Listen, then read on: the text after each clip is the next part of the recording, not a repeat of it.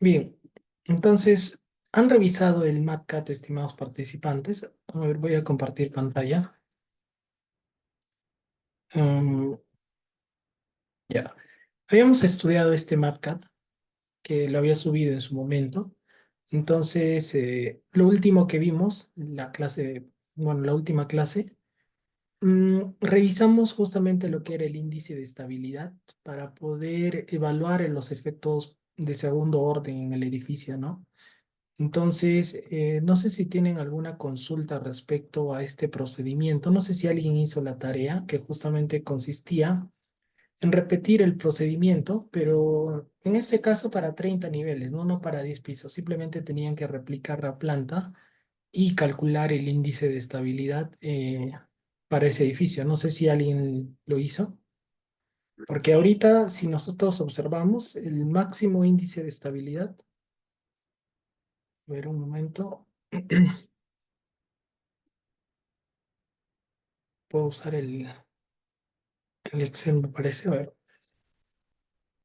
creo que tengo un problema con el Excel. Pero bueno, el máximo, si ustedes ven aquí, es más o menos 0.031, ¿no?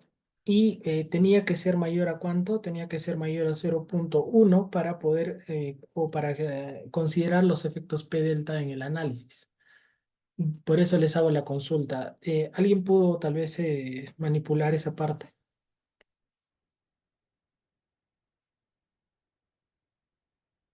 O tal vez tienen alguna consulta respecto al procedimiento para calcular el índice de estabilidad. Recuerdo que eso fue lo último que hicimos, ¿no?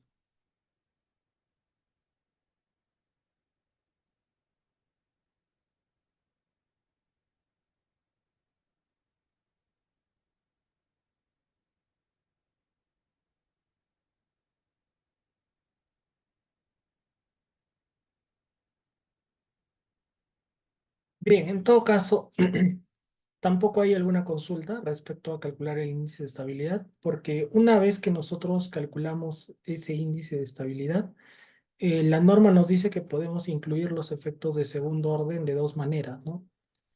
Una forma es justamente multiplicando a los desplazamientos y las fuerzas por este factor que ustedes ven aquí, uno entre uno menos teta, ¿no? Imagínense que teta es 0.1, justamente el límite, ¿no? Entonces, uno entre 0.9 va a ser más o menos, a ver, 1 entre 0.9 es un factor de incremento de más o menos el 11%, ¿no? ¿Sí? Entonces, si quieren, solo lo multiplican, lo que son desplazamientos y fuerzas, y ya estarían considerando los efectos de segundo orden. O la otra forma es considerarlo de forma explícita, según obviamente, eh, uno con el programa de cálculo particular, ¿no? En este caso tenemos aquí ETABS. Vamos a ingresar el efecto P delta, ¿no? Y nos dice el manual que tenemos dos maneras, ¿no? Entonces, para ello, ustedes han tenido que leer este, bueno, este enlace que se les envió la otra semana todavía, que era este, este link, ¿no? Justamente de CSI, de la compañía de los softwares, ¿no? Donde nos habla justamente qué opciones tenemos. Justamente nos habla del iterativo, no iterativo basado en la masa, que básicamente es un método bastante aproximado, no se recomienda, y uno iterativo basado en los load case, ¿no? Ahora, ¿por qué creen ustedes que el análisis P delta es un análisis iterativo? No sé si alguien alguna vez ha escuchado sobre la matriz geométrica, ¿no? A ver si nosotros nos vamos aquí, me parece. ¿Ustedes saben qué es la matriz geométrica?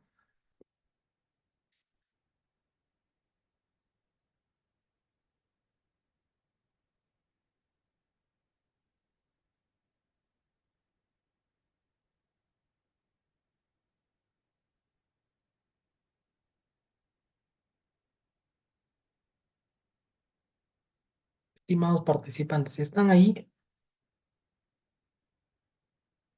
o prefieren que suspendamos las clases? Creo que es la que considera la degradación de la rigidez de la estructura debido precisamente a los efectos de segundo orden, o sea, los efectos P delta. Perfecto. Eh, una consulta, al menos sí están escuchando, ¿no? O sea, mm, por lo menos solo quiero saber si al menos están escuchando la sesión, ¿no? Porque si como somos pocos, Sí se escucha. y a los demás participantes, bueno, ingeniero Isaac y Kelly están, el ingeniero Jonathan, Miguel, Renato y Santiago. Sí están escuchando, ¿verdad? Ya, miren. ¿Qué es lo que pasa? Bueno, no es propósito del curso hacer un análisis matricial, ¿no? Con la matriz geométrica y todo eso, pero miren, les voy a explicar en qué consiste, porque tenemos que saber más o menos qué es lo que hacemos, ¿no? Miren, cuando nosotros hacemos el análisis matricial convencional, el análisis estructural, nosotros consideramos o asumimos la hipótesis de desplazamientos pequeños y en función a eso nosotros formulamos una matriz de rigidez, ¿no? Pero ¿qué pasa cuando nosotros ya no asumimos la hipótesis de pequeños desplazamientos? Es decir, ya no ignoramos esos términos que podíamos o solíamos ignorar en esa formulación del, digamos, del elemento, ¿no? Elástico. Sigue siendo un elemento elástico, ojo, sigue siendo teoría de la elasticidad, solo que ahora se va a ignorar esa hipótesis, ¿no? Hay que tener cierto conocimiento también, porque cuando nosotros hablamos de análisis no lineal geométrico, ¿no? Que justamente es el análisis P delta, no necesariamente significa que el material ha plastificado, ¿no? Entonces, a eso llamamos análisis no lineal geométrico elástico, ¿no? Entonces, recuerden que seguimos en el rango de la elasticidad. Obviamente, si a esto le añaden la plasticidad, es decir, el comportamiento no lineal de los materiales, ya estamos hablando de un análisis no lineal geométrico y físico, ¿no? Eso es ya, esos conceptos, no sé creo que sí lo mencionamos, ¿no? Porque ustedes tienen una presentación en el Drive donde nosotros presentamos esos conceptos en el módulo uno. Entonces, es bueno entender eso o recordar, porque a veces hay confusión, ¿no? A veces creemos de que cuando hablamos análisis no lineal, ¿no? En este caso P delta ya es, digamos, incluye la no linealidad del material, hay que distinguir eso, ¿no? Entonces, en ese sentido, si nosotros planteamos el equilibrio, ¿no? De una, digamos, de una barra, ¿no? Y formulamos, digamos, su campo diferencial de movimiento, considerando ya las deformaciones de segundo orden, ¿no? Esos términos que no se pueden ignorar. Lo que pasa es que podemos derivar ya no la matriz convencional donde está solamente este término, ¿no? No sé si recuerdan este término de la matriz de rigidez convencional que es 12 bueno, en este caso, 12 EI entre, bueno, aquí ya está un poco factorizado, así que no se va a apreciar de forma, digamos, clara, pero el punto es de que la matriz de rigidez ya depende de lo que vendría a ser la carga axial, ¿no? Justamente porque la carga axial, sabemos que en conjunto con los desplazamientos es lo que produce aquí, como ven, la carga axial en conjunto con los desplazamientos es lo que produce las deformaciones de segundo orden, ¿no? Entonces, ustedes se preguntarán, ¿pero qué carga axial entra aquí, no? En realidad es un análisis iterativo, por eso les decía, nosotros aplicamos una carga, digamos, F y calculamos las fuerzas internas, ¿no? En este caso, estoy graficando aquí el diagrama de, digamos, de momentos flectores, pero así como tenemos el diagrama de momentos flectores, también vamos a tener, por ejemplo, el diagrama de axiales, ¿no? Que puede ser algo así tal vez, ¿no? Entonces, de un primer análisis, sí, con la matriz de rigidez convencional, nosotros podemos obtener el P1, ¿no? En cada barra, el P2 y el P3. Con estas cargas de un primer intento o iteración, nosotros podemos entonces calcular la matriz de rigidez geométrica y repetir el proceso hasta que las cargas que hemos asumido en la matriz de rigidez, no, perdón, en la matriz geométrica coincidan con la resultante, ¿no? Es decir, aquí hemos utilizado la matriz de rigidez K. Hemos obtenido estas primeras fuerzas, luego repetimos el proceso y en este caso aplicamos nuevamente la fuerza F, pero ya no utilizamos K, sino utilizamos K', que viene a ser igual a K original, ¿no? El mismo K del anterior análisis, más KG, que viene a ser la matriz de rigidez geométrica. Esa sería la matriz de rigidez ya que incluye efectos de segundo orden. Y obviamente con esto vamos a tener otros P, ¿no? En este caso, vamos a tener otro diagrama de axiales y tendremos aquí, por ejemplo, P1', P2' y P3'.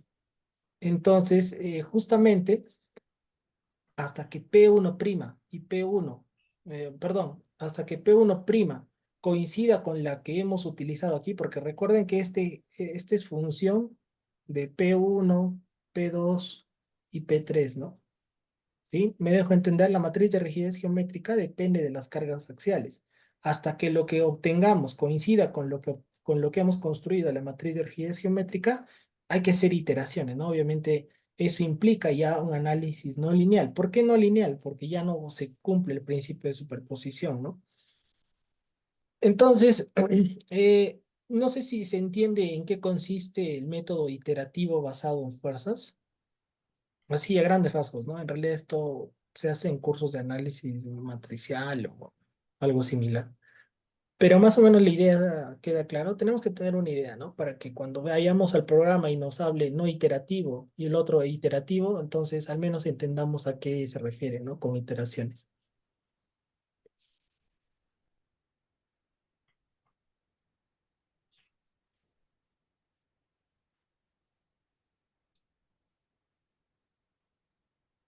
Y esa matriz que estamos viendo ahí es de toda la estructura, ¿cierto? De cuántos grados de libertad estamos hablando ahí.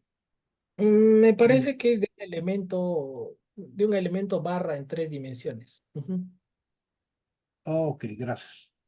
Sí. A los demás les quedó claro la explicación. Recuerden, tienen que leer les dije yo a mediodía, ¿no? Que íbamos a leer el efecto, o perdón, íbamos a tratar sobre el efecto P delta, incluso desde la otra vez, porque esto íbamos a ver la otra clase. Entonces siempre tienen que venir con una lectura previa, ¿no? Para que puedan aprovechar al máximo, porque obviamente si ustedes leen todo, surgen muchas consultas, muchas dudas, que las podemos discutir obviamente en clase, pero si ustedes no, pues, no hacen ninguna consulta, pues tampoco, ¿no? Entonces, ya. Entonces vamos a ir, justamente nos pregunta por qué se dice que es basado en fuerzas. Ya si nos vamos al manual de ITAPS, vamos a leer aquí que nos dice, ¿no? Eh, o si no, a ver, acá el enlace nos dice, ya, iterativo basado en load case, ¿no? No es iterativo basado en fuerza. Bueno, es algo similar, ¿no? Ya. Este no iterativo basado en masas, ya lo vamos a dejar, digamos, para que lo lean, está en el libro de Wilson. Es que es muy sencillo, es solo algo aproximado que no da buenos resultados, ¿no? Pero este iterativo basado en load case, ¿por qué? Porque justamente, miren, esto es clave para entender el efecto P delta en ITAPS, ¿no? Porque la matriz de rigidez geométrica, yo les dije que es función de P1, P2 y P3, pero a su vez, P1, P2 y P3 es función de las fuerzas que aplicamos, ¿no? Miren, no va a ser lo mismo, yo les digo, ¿no? ¿Ustedes creen que la matriz de rigidez geométrica va a ser lo mismo? Si aquí ahí tenemos cargas gravitacionales, imaginemos un W, ¿no? Vamos a tener un W1 de una combinación, por ejemplo, de 1.4D. Vamos a tener un W2 de una combinación 1,2D más 1,6L. Vamos a tener un V3 digamos, esta combinación que incluye cargas de viento, ¿no? También puede ser cargas sísmicas. Entonces, ahí va el detalle. La matriz de rigidez geométrica va a ser diferente para cada combinación de carga. Entonces, ¿no? Lo que podemos hacer es definir entonces la combinación con los factores de amplificación de cargas dentro del programa, de los cuales se va a basar la matriz de rigidez geométrica. Y de esa forma se incluyen los efectos de segundo orden. Entonces, justamente eso se va a entender mejor cuando nosotros vayamos al programa y hay que entender las dos maneras que tenemos, ¿no? Si nosotros nos vamos, aquí tengo el modelo, lo voy a desbloquear. Entonces, mire, a ver, voy a borrar esto. Ya, mire. Si yo voy a file, no, perdón, a define, aquí tenemos, miren, mm, ¿dónde está? A ver, no encuentro, ahí está, P delta options, ¿no? Aquí está. Entonces, la primera forma consiste, estimados, en que nosotros fijemos, aquí nos vamos a ir a esta parte, ¿no? Iterativo basado en cargas, justamente lo que mencionó el colega Isaac. En aquí nosotros debemos definir explícitamente la combinación en las cuales nosotros queremos que se base la formulación de la matriz geométrica. Entonces, imaginen ustedes que yo quiero hacer un análisis modal para el análisis sísmico. Entonces, obviamente las combinaciones aquí tendrían que ser las que usamos para el sismo, ¿no? En este caso, imagínense que nos pide el código 50% de la carga viva, lo cual, según la norma ASC, no es el caso, y el 100% de la carga muerta. Ese sería, digamos, el patrón, o bueno, los patrones de carga a incluir con sus factores respectivos en los cuales se va a basar la formulación de la matriz geométrica. Obviamente, esto solo nos va a servir, por ejemplo, para el análisis modal, ¿no? O para un análisis gravitacional, tal vez si es que así lo quieren, ¿no? Y si digamos quisiéramos diseñar, ¿no? Tendríamos que aquí aplicarle los factores de carga correspondientes, ¿no? Digamos 1, 2 y aquí, por ejemplo, 1, 6. Pero obviamente esto solo nos serviría para el diseño y de alguna forma está alterando la matriz de masa que se utiliza para el análisis modal espectral. Ahora, hay que tener en cuenta que nosotros no podemos hacer un análisis modal espectral porque es un análisis, perdón, un análisis modal espectral junto con el análisis P delta, porque el análisis modal espectral por esencia, o sea, por definición, es un análisis lineal que aplica el principio de superposición modal, ¿no? Entonces no podemos mezclar cosas, ¿no? O sea, no se puede hacer un análisis modal espectral en conjunto con un análisis no lineal, eso no existe, ¿no? Entonces, ¿qué podemos o qué opciones tenemos? Pues justamente una opción, como se menciona en el manual, miren, es incluir desde la etapa inicial el efecto P delta para las cargas gravitacionales definidas, con lo cual se hace el análisis iterativo basado en las cargas, ¿no? Esto tendrá un efecto en la matriz de rigidez porque se incluye la matriz geométrica con las cargas definidas, se obtiene un análisis modal incluyendo el efecto y por consiguiente los resultados del análisis modal espectral contemplan eso implícitamente. A ver, ¿qué quiere decir eso? Mire, nosotros vamos a utilizar, como les decía, ¿no? En este caso, como estamos utilizando el ASC, voy a eliminar la carga viva y solo me voy a quedar con el 100% de la carga muerta. ¿Ya? Ese va a ser bueno, aquí tenemos SuperDEA también, ¿no? Tenemos que añadir en realidad la sobrecarga muerta, ¿ya? Y acá hay una convergencia o un ratio de convergencia, ¿no? Esto tiene que ver con, digamos, entre una iteración y otra hay un error, ¿no? Hay que establecer eso. Ya les mencioné en qué consiste las iteraciones, ¿no? Entonces, miren qué pasa. Si yo le pongo, si yo activo esta tercera opción, va a considerar la matriz de rigidez geométrica y ustedes saben que los modos de vibración dependen de qué? De la matriz de rigidez y de la matriz de masa. Si nosotros entonces modificamos la matriz de rigidez, el efecto P delta está considerado en el análisis modal y por consiguiente, si modifica cada modo, porque obviamente ya no va a ser el mismo periodo y eso lo podemos verificar, ¿no? Así, corriendo ahorita y corriendo el anterior, ustedes pueden verificar, los periodos van a cambiar y si cambian los periodos, cambia la aceleración de cada modo y por consiguiente los resultados del modal espectral. Esa sería Ese sería, digamos, una forma, ¿no? Esa sería una forma. Entonces, ustedes pueden hacer esto sin considerar efectos PDLT y observar los resultados, ¿no? Ahora, ¿cuál es la desventaja de este método? Que no es posible modificar las cargas verticales para cada combinación de diseño, por lo que sería necesario crear varios modelos, el primero para evaluar los desplazamientos, ¿no? Porque los desplazamientos no lo hacemos con cargas amplificadas y después generar un modelo generando cada combinación, ¿no? Lo que les decía, o sea, es decir, guardan un modelo para control de desplazamientos, de derivas, digamos, pero queremos diseñar. Entonces, si queremos diseñar, obviamente la matriz geométrica tendría que incluir aquí el factor de 1.2 o 1.4, guardar otro modelo y así sucesivamente para distintas combinaciones, ¿no? O sea, hay que entender las limitaciones y las ventajas que tiene cada método, ¿no? Ese sería, digamos, la primera forma. Ahora, ¿cuál sería la segunda forma? Y de inicio ya yo les digo que la segunda forma solo funciona para análisis estático, es decir, nada que modal espectral. O sea, si ustedes quisieran hacer solo el sismo estático equivalente, se van aquí, definir LOAD, en este caso LOAD case, nosotros nos vamos aquí al sismo estático, por ejemplo este, ¿no? Y en aquí, por ejemplo, lo podemos cambiar a un non-linear static.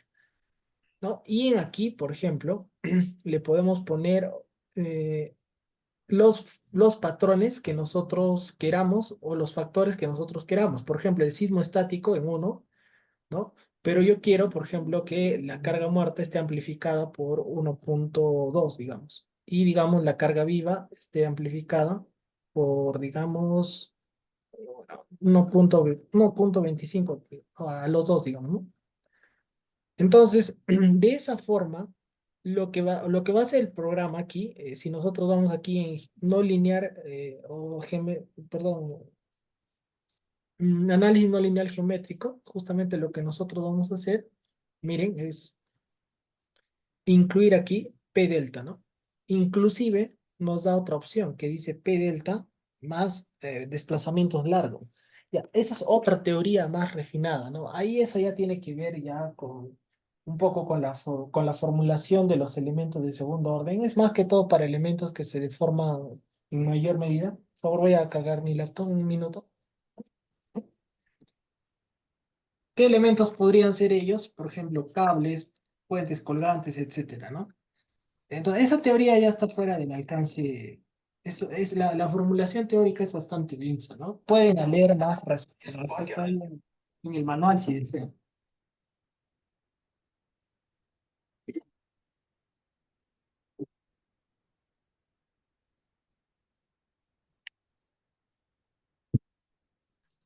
Entonces, vamos a utilizar solo este P delta y cuando nosotros activamos esta opción, ya automáticamente el programa pues va a entender de que va a formular la matriz de rigidez geométrica con estas opciones, ¿no?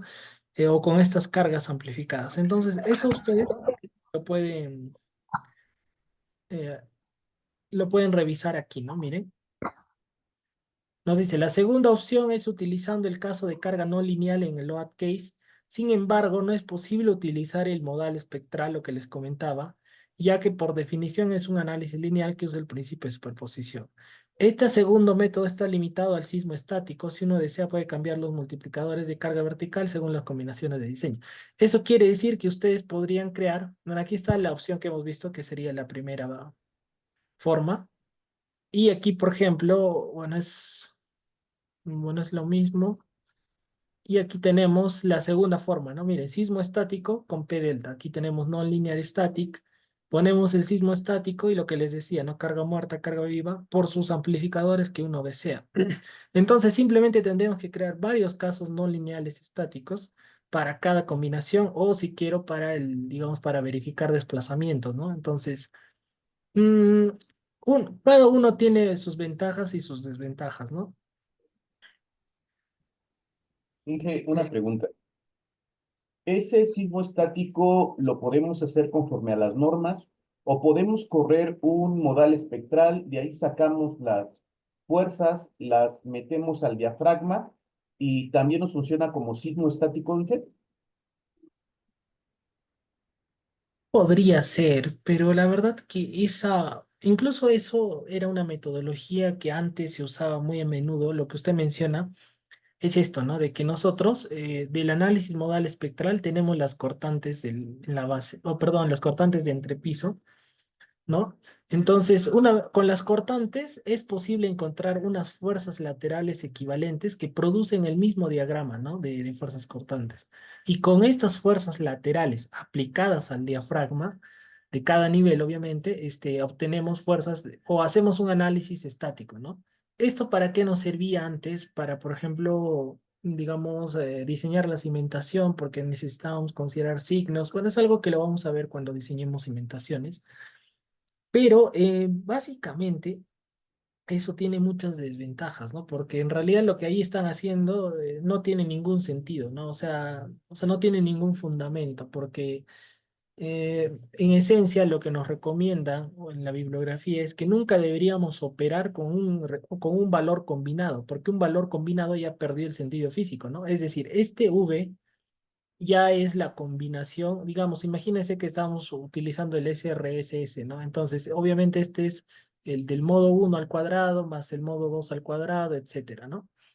Entonces, lo que nos mencionan mucho en los libros es que nunca operemos después de un valor combinado, porque esto ya es una estadística, ¿no? Esto ya no representa, esto simplemente es un valor estadístico, ¿no? De un valor. Entonces ya no representa la solicitación como tal. Entonces lo que estamos haciendo aquí, haciendo un estático equivalente con la redistribución de cortantes, digamos que conceptualmente es incorrecto. Bueno, no quiere decir que dé resultados del todo locos, sino que no sería algo muy apropiado, ¿no? Habría que ver también ahí, o sea, tiene sus desventajas, ¿no? A lo que quiero llegar. Pero podría Sí, ser así. perdón.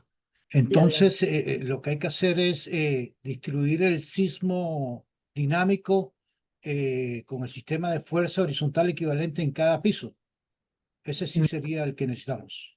No, no, justamente eso es esto, ¿no? O sea, esto viene a ser del modal espectral, modal respectro, bueno, claro, modal respectro análisis, y a partir de este hacemos un estático equivalente, ¿no? No, eso, como les digo, yo no lo recomendaría, podría ser una salvedad, pero en vez de eso yo les recomendaría después aplicarlo, como mencionó también el colega, aplicarlo con el estático de las normas, ¿no? Justamente este estático auto es lo que nosotros definimos según el ASC, ¿no? O sea, mejor utilicen las fuerzas normativas, porque este ya toma, digamos, fundamentalmente el primer modo, ¿no? Obviamente esto tiene sus desventajas también porque para edificios muy altos, pues ya esto no... Exacto. Para Ujú. edificios muy altos ya el estático, pues ya no es válido. Claro, entonces como que tenemos un problema, ¿no? O sea, por una parte esto ya no es válido y por otra parte esto, no. Entonces, mire, la solución sería, yo les recomendaría, primero hay que ver qué tan influyentes son los efectos P delta, ¿no? Porque como han visto aquí, el índice de estabilidad pues no llega ni a la mitad del límite, ¿no? Entonces, primero eso, hay que saber cuándo y dónde, ¿no? Ahora, si tenemos edificios altos, lo que yo sugeriría es justamente la primera opción, ¿no? Es decir, o sea, si bien es cierto, es un poco tedioso, ¿no? La primera opción, pero nos daría más libertad de poder hacer un modal espectral, ¿no? Que tenga todos sus modos y todo, y que considere también la matriz geométrica. Y obviamente tendríamos que definir varios modelos, ¿no? Bueno, eso sería algo, obviamente es algo tedioso, pero sería más exacto. Ahora, podrían comprobarlo con esto, ¿no? Con el procedimiento opcional, que es esto, pero que están ahí violando un concepto, ¿no? Importante. Bueno, o sea, tenemos muchas salidas. Es cuestión de que tengamos que comparar resultados. Yo les recomendaría, como les digo, la primera opción. Y añadiendo esto, justamente, el ingeniero Isaac nos dice, y si hacemos un pushover más P delta, no hay ningún problema porque el pushover es un análisis estático, ¿no? Y justamente la segunda forma es con análisis estático, ¿no? Entonces, inclusive, la forma de definir un análisis no lineal estático es justamente de esta forma, y lo que estamos aquí incluyendo es los efectos de segundo orden, ¿no? Dije, Entonces, sí. cuestionas, mire, en esta metodología que yo le mencioné, la primera, inclusive ahí yo metía ya la excentricidad.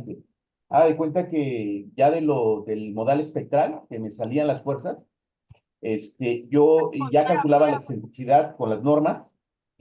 Bueno, tengo una hoja donde calculo la excentricidad y entonces ya le meto la excentricidad al diafragma y bueno, ya lo comparo con el dinámico y bueno, como usted lo ha venido repitiendo, pues nosotros vemos que las fuerzas son mayores y bueno, diseñamos con el caso más desfavorable. No sé si en ese sentido ya podría ser válido el estático para edificios un poco más altos. que la norma no nos lo permita. Claro, de alguna forma, claro, o sea, en sí tiene algo de sentido, ¿no? Porque los modos superiores van a influir en esta distribución de cortantes y si nosotros sacamos unas fuerzas laterales equivalentes en función a esa distribución, de alguna forma estamos teniendo en cuenta los modos superiores, ¿no? Es como que una con otro, ¿no? Pero bueno. Bueno, si da resultados más desfavorables, estamos del lado seguro, ¿no? El problema sería si estaríamos del lado inseguro. Eso también es algo que hay que ponderar, ¿no? Entonces, podría ser una metodología válida. Como les comento, esta metodología se ha usado bastante en un tiempo para diseñar cimentaciones también, porque hay un problema, ¿no? No sé si saben, cuando exportamos, obviamente el modal espectral, como les recuerdo, al ser producto de una combinación, como están viendo aquí en esta raíz, siempre es positivo, ¿no? No puede ser negativo un resultado de un análisis modal espectral. Pero cuando nosotros queremos diseñar la cimentación, tenemos que saber qué columnas están en tracción o en compresión cuando el sismo actúa de derecha o izquierda, ¿no? Entonces, ¿cómo sabemos los signos? Ahí surge, ¿no? Otra vez el problema. ¿Qué fuerzas laterales equivalentes uso? Entonces, bien, estimados, eso es algo que también lo vamos a volver a mencionar, ¿no? Entonces, puede ser una alternativa, ¿no? Mientras estemos del lado seguro, no hay ningún problema. Pero Inge, en Sí, la sí, parte donde está el P delta, creo que vi que hay otra opción que dice P delta plus algo de large displacement. Esa parte, ¿cuándo la deberíamos de usar o cómo funciona? ya, sí, justamente bueno, les mencioné de que podían encontrar mayor información ya en el manual, porque, bueno, en ese caso para edificios no es o sea, digamos que no es común, o sea, no influye. Pueden encontrar aquí, ¿no? Aquí consiste más o menos el P delta plus large displacements, pero como les dije, es más que todo para cables, para desplazamientos muy, digamos, estructuras muy deformables, ¿no? En el caso de estructuras convencionales, como son estructuras de concreto reforzado ¿no? O acero estructural, no vamos a tener ese problema, ¿no? Pueden leer, si encuentro algo útil, les voy a mandar, porque yo recuerdo que aquí del mismo CSI había algo bastante explicativo. Lo voy a buscar y si se los mando, ¿no? Pero como les dije, eso tiene que ver, se complica en mayor medida la matriz geométrica, porque ya tome en cuenta, o sea, es como que, miren, lo que nosotros conocemos está aquí, ¿no? Sería esta primera parte lo que viene a ser, digamos, suposiciones de desplazamientos pequeños, ¿no? Desplazamientos pequeños. Es lo que normalmente conocemos. En esta zona ya es otra teoría, me parece que es de Euler-Green, algo así, no recuerdo bien, es lo que más o menos les mostré en las diapositivas. En esta de aquí ya digamos, obviamente anulamos la hipótesis de pequeños desplazamientos, consideramos la deformada como tal, pero ya considerando que la estructura o el equilibrio es en la posición deformada, ¿no? El equilibrio es en la posición deformada, pero aquí en largos desplazamientos es como que se complica un poco más la teoría, ¿no? Entonces la matriz de rigidez también se incrementa, tiene otros términos y hay otras hipótesis, ¿no? Entonces es algo como que ir, digamos, siendo más exactos, pero eso ya es cuando las estructuras, como les digo, sufren de desplazamientos pues bastante considerables que podrían influir en los esfuerzos internos, cosa que no se produce, ¿no? O sea, a pesar de que un edificio de concreto armado muy alto pueda tener efectos de segundo orden, eso no quiere decir que se va a desplazar 1 metro, ¿no? O 2 metros, a eso más o menos voy. Entonces, sí, eso no nos va a preocupar mucho. Básicamente vamos a utilizar este, ¿no? El PDLA. Ahora, obviamente, Inge, al ser solo una... otra cosa.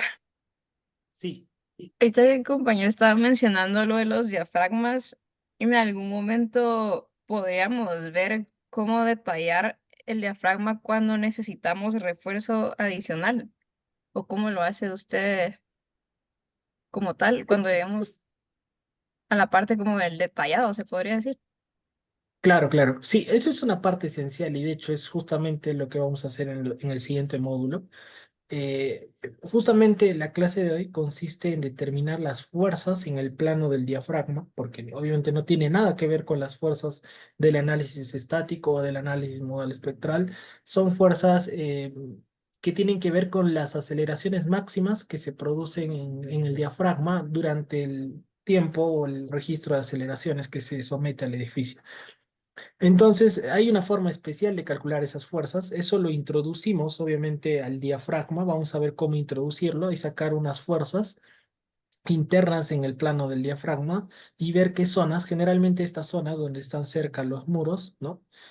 Pueden producir, bueno, en este caso le hemos quitado esta ala para verificar la redundancia, ¿no? No sé si recuerdan, pero obviamente en la planta original justamente hay que verificar estas zonas donde, estas zonas cercanas a los muros, donde necesitamos que la cortante se transfiera adecuadamente al núcleo y puede ser alto aquí las cortantes, ¿no? Obviamente, con losas macizas casi no tenemos problemas, ¿no? Entonces no va a ser necesario refuerzo adicional.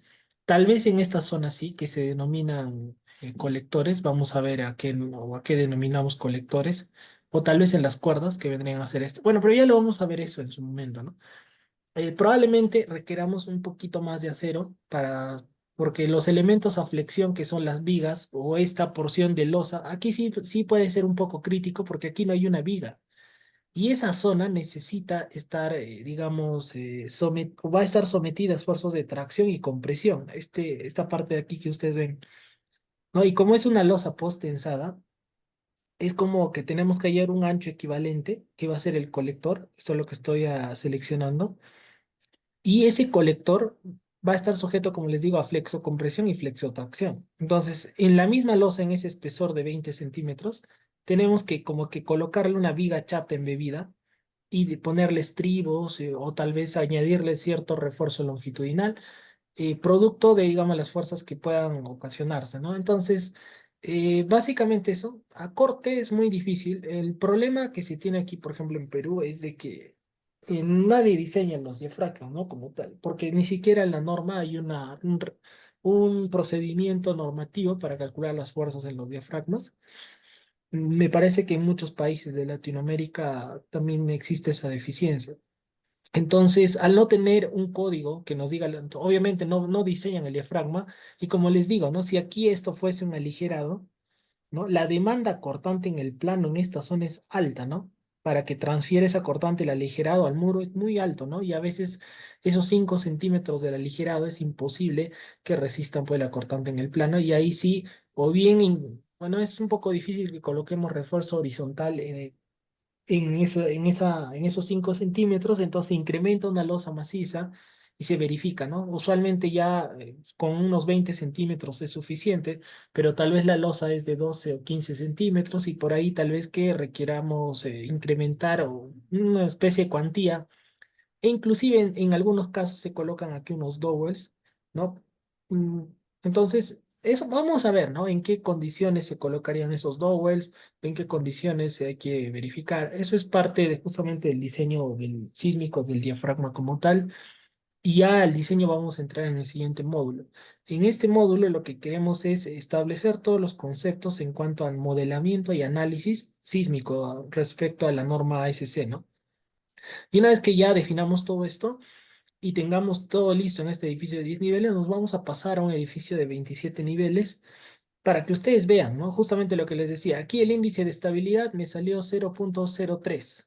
¿Cuánto saldrá en un edificio de 27 niveles? ¿Serán más pronunciados los efectos de segundo orden o no? También justamente parte de esta clase es verificar el proceso constructivo, ¿no? Y también una introducción a lo que serían las deformaciones por flujo plástico en concreto. Obviamente también, ¿no? Es bueno que calculemos aquí para que luego vayamos al edificio de 27 pisos y ustedes mismos saquen sus conclusiones, ¿no? Ay, estas son las diferencias y obviamente se van a dar cuenta de que a medida de que incrementa el número de niveles, que es obvio, los efectos pues de segundo orden o deformaciones de flujo plástico toman mayor importancia. Esa más o menos es la metodología. Creo que me salió un poco, pero eso del diafragma lo vamos a ver. Creo que alguien quería participar. Ángel, solo le quería comentar de que, digamos, al menos aquí en Guatemala, eso no está normado y no es algo que se haga. y hasta hace como en un tiempo atrás empecé a hacer en la oficina donde trabajo, pero creo que sí nos hemos estado como haciendo, o sea, nos hemos estado como complicando, tratando como de entender bien la metodología y al final creo que no hemos llegado a encontrar la manera correcta para hacerlo y un par de veces que lo hemos como detallado, yo sí he preguntado el criterio al menos de los ingenieros de la oficina y cada vez ahí donde me da duda porque me dicen de que debo colocar el refuerzo donde sea, pero yo no creo que sea donde sea, sino que debe haber algún punto en específico. Claro, sí. Eh, es que básicamente Porque me cuando... dicen en medio, arriba o abajo, pero yo no creo que sea en cualquiera, porque sí estaba como leyendo el manual y traté, pues entendí como un poco más y yo creo que sí nos hemos estado como complicando muchísimo más de lo que realmente es. Sí, hay zonas específicas, ¿no? Como usted menciona, no podemos suponer de que en cualquier zona no va a haber problemas, ¿no? Inclusive, esto me parece que es sacado del ASC, ¿no? Entonces, en ahí nos menciona que, por ejemplo, cuando tenemos aberturas grandes, vamos a tener subcuerdas, ¿no? Y ustedes se preguntarán ahorita, ¿qué es una cuerda? O tal vez se han escuchado antes, ¿no? Básicamente, las componentes del diafragma es el colector y las cuerdas, ¿no? Bueno, como les menciono, lo vamos a ver, pero un poquito me voy a adelantar. Justamente los colectores son esas zonas que transfieren la fuerza de inercia del diafragma hacia los elementos verticales principales que resisten fuerza lateral, como son muros, ¿no? Estas zonas deben ser detalladas, obviamente, adecuadamente, ¿no? Como les dije, van a tener refuerzo adicional. Si es que no hay vigas, ¿no? Si es que no hay vigas, obviamente tenemos que considerar un ancho efectivo de la losa plana y adicionarle el refuerzo adicional. Y si en algún caso requiere también un refuerzo horizontal, vamos a ver cuándo requiere eso, ¿no?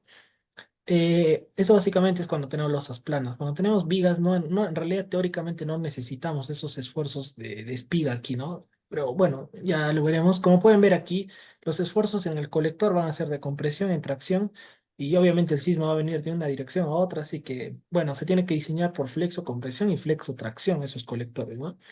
Hay que entender también cuándo hay un colector y cuándo no, ¿no? Por ejemplo, aquí, obviamente, en aquí esta porción va a ser la que transfiere la fuerza de inercia del diafragma hacia este muro, ¿no? Pero en este caso no hay colector como tal, ¿no? Porque obviamente de por sí se va a transferir porque, bueno, no hay un elemento o un camino, ¿no? Sino el enlace es directo. Entonces, hay muchos conceptos que, bueno, están en parte de este manual y el otro. Pueden ir viendo, ¿no? A qué denominamos cuerdas, colectores. En este caso, cuerdas son los elementos que se van a, por ejemplo, cuando aplicamos el sismo en esta dirección, es como una viga, ¿no? Es como si fuese una viga que se apoya en los muros o en los elementos de mayor rigidez o de resistencia lateral, ¿no? Obviamente en un edificio irregular no es fácil hacer la analogía de la viga, ¿no? Entonces tenemos que utilizar un modelo de elementos finitos donde ahí hay que detallar adecuadamente y modelar como shell, obviamente incluyendo todas las aberturas y todo, ¿no? Pero imaginemos aquí un caso sencillo que tenemos dos muros. Esto va a ser con una viga así, que si le aplicamos carga en este sentido, obviamente se va a flexionar, ¿no? Entonces, es como si fuese una viga de un peralte de esta magnitud. Y obviamente nosotros sabemos que la fibra superior, que viene a ser esta de aquí, va a estar en compresión y estas fibras de aquí van a estar en tracción. Entonces, a esas fibras o a esas líneas que van a estar en compresión y tracción se denominan cuerdas. Entonces, obviamente también tenemos que diseñar las cuerdas por flexo-compresión y flexo-tracción. Ahora, recuerden, ¿qué implica que un elemento esté a flexocompresión, estimados? Ustedes como diseñadores, ¿en qué se pondrían a pensar? ¿Qué es el problema en un elemento sometido a flexocompresión? ¿Qué es lo primero que se les viene a la Pandeo. mente? Y para controlar el pandeo, qué, qué es lo que controlaríamos? O en cuanto al acero, ¿no? Es decir, a ese elemento de flexocompresión, Tribus. ustedes, estribos, ¿no? Estribos. Entonces, obviamente hay que confinar adecuadamente las cuerdas que están sometidas a flexocompresión Y en el caso que estén sometidas a flexotracción importante, probablemente tengamos que añadir, si tenemos una viga aquí ya diseñada, ¿no? Tenemos, por ejemplo, imagínense, es un ejemplo hipotético, ¿no? Digamos, 3 barras arriba de una, ¿no? Y aquí, digamos, no sé, igual, ¿no? 3 barras de 1 pulgada. Pero si hacemos el chequeo por flexotracción, ustedes tienen que hacer el diagrama de interacción como tal, ¿no? De esta viga, y van a tener fuerzas en esta zona. Imagínense que no pasa, ¿no? Por aquí. Si no pasa, tendrían que adicionarle refuerzo aquí, ¿no? Entonces, eso usualmente se le aumenta, ¿no? Tal vez 2 fierros de 3 cuartos, tal vez. O bueno, eso ya depende del cálculo, ¿no? Entonces, obviamente tenemos que determinar del modelo analítico una tracción T y una compresión, ¿no? Y con la compresión, ¿qué hacemos? Si la compresión supera el 0.2 F'Cag, eso está en el código, nos tenemos que confinar adecuadamente, confinar. Bueno, nos hemos adelantado un poquito, pero es bastante interesante, ¿no? No sé si dan cuenta. Incluso esto, obviamente, tener una pequeña introducción de esto, nos va a permitir también, ahora que vamos a ver fuerzas en diafragma, aprovechando eso, mm, la última clase vimos lo que era a ver, déjenme abrir el archivo que les envié, donde está el cálculo de las fuerzas en diafragma, porque justamente eso tenemos que hacer, ¿no? A ver, lo subí aquí voy a ir al Drive de nuestro curso porque yo subí un MATCAD, ¿no? Donde ya estaban las fuerzas en el diafragma, o el cálculo de esas fuerzas. A ver, creo que no está aquí, me parece que está a ver, ¿dónde lo puse? Sí, lo subí, ¿verdad? No sé si alguien, se supone que debería, a ver, creo que está aquí, ajá.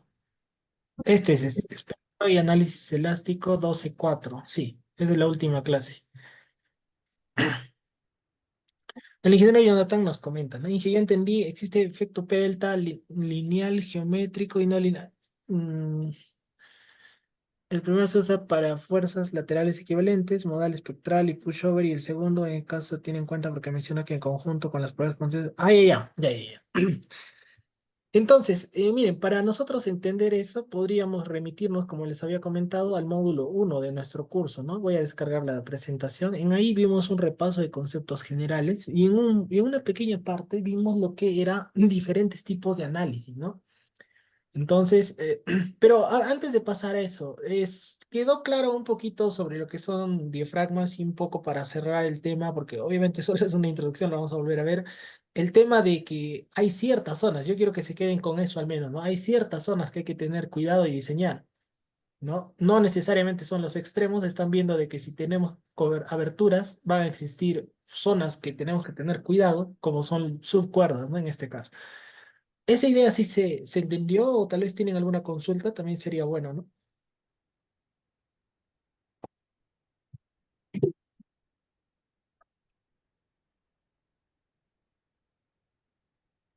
Sí, a mí sí me gustaría dibujar las subcuerdas, perdón, los colectores y cuerdas en el edificio que estamos estudiando allá en el ITAPS. Claro, perfecto. Entonces, en esta circunstancia, cuando nosotros aplicamos el sismo aquí, ¿no? Digamos, en esta dirección, o en esta dirección, entonces las cuerdas van a hacer esto, ¿no? Ahora, dependiendo de la forma geométrica de la estructura, por ejemplo, ¿no? Cuando el sismo venga en este sentido en la dirección X, obviamente, teóricamente, las cuerdas van a hacer esto, ¿no? Pero debido a este peralte, ¿no? Es como una viga, como les dije. No, a ver, estoy mal. Me va a disculpar. Es que en esta circunstancia tenemos un núcleo, ¿no? Tienen que ustedes ver que el núcleo es como el sistema de apoyo, es como si aquí tendríamos apoyada la planta del edificio, ¿no? Entonces, en ese sentido, si ustedes se dan cuenta, claro, en automático les estoy diciendo que estos son cuerdas, ¿no? Pero no es así. Justamente ahí hay que analizar, ¿no? Bueno, ahora me hizo la pregunta porque, bueno, Se dan cuenta de que a veces la automatización puede hacer cometer errores, ¿no? Entonces, justamente en este caso es más interesante, ¿no? Porque es como si tratasen de, si hacen una analogía así como la viga simple, es como si tuviesen una viga aquí, imagínense, aquí se empotraría en el muro, algo así, ¿no? Entonces, las fuerzas del diafragma son algo así. Es como si aquí es justamente la zona crítica, ¿no? Entonces, básicamente, ¿no? Cómo se va a deformar el diafragma va a ser algo así, ¿no? Sí, Entonces, en ese sentido, tienen que tener cuidado con estos elementos, ¿no? Miren, con estos elementos. Y obviamente estos también, ¿no? En cierta medida, ¿no? Probablemente estos elementos que en teoría parecieran las cuerdas principales sean los que menos sufren, ¿no? Es considerarlo una humillación. Entonces, hay que tener cuidado. Obviamente, ¿cómo observamos o o sea, qué representación gráfica en realidad nos va a decir este elemento es la cuerda o este elemento es el colector? Es justamente cuando nosotros hagamos el modelo de elementos finitos y veamos, ¿no? Dónde se concentran las fuerzas de tracción y compresión, ¿no? Probablemente, a ver, su sentido común, ¿qué les dice, no? O sea, cuando este diafragma tienda a deformarse respecto a estos muros, imagino que esto se va a comprimir, ¿no? A ver, usen un poquito su imaginación, ¿no? Eso obviamente el modelo matemático lo va a confirmar. Cuando tenemos aquí las fuerzas del diafragma en este sentido, ¿qué es lo que pasa? Esta viga es como que se va a traccionar, ¿no? Estas vigas se van a traccionar, pero aquí se va a comprimir, ¿no? No sé si lo más o menos lo visualizan. Este en realidad sería, bueno, también sería como una cuerda, ¿no? Pero va a tener un comportamiento especial, ¿no? No sé si más o menos se pueden imaginar el comportamiento o la deformabilidad del diafragma en este caso. Justamente haciendo el modelo de elementos finitos, nos vamos a ver, ¿no? En qué partes es que se deforma más, en qué partes es que se concentra más. En cuanto a los colectores, es más sencillo, ¿no? Porque, bueno, los colectores aquí van a ser esas zonas, sería estos de aquí, ¿no? Estos, justamente esas líneas que les había comentado. Esta de aquí también, miren, el eje B, C y D serían los colectores. Ahí está un poquito más claro, ¿no? En cuanto a los colectores. En cuanto a las cuerdas, es como que al final todo el perímetro me parece que van a ser cuerdas y, ¿no? No sé si se imaginan, pero en este edificio particular, todo el perímetro va a ser las cuerdas y los colectores van a ser los ejes B, C y D. Y en la otra dirección, los colectores serán estos ejes, ¿no? El eje 3 y 2, ¿no? Entonces va a estar bastante interesante, ¿no? No sé si se dan cuenta, va a ser bonito diseñar el colector de esta planta. Aunque no, me parece que vamos a hacer ya el diseño del colector del edificio de 27 niveles que tiene una configuración un poco más real. Este es una configuración algo, un poco simplista, ¿no? Como un primer alcance, pero la otra configuración ya es un poco más real y tal vez tendremos mayores desafíos. Sí, perdona. Entonces, en el sentido este-oeste, los colectores se podrían asimilar a las vigas chatas.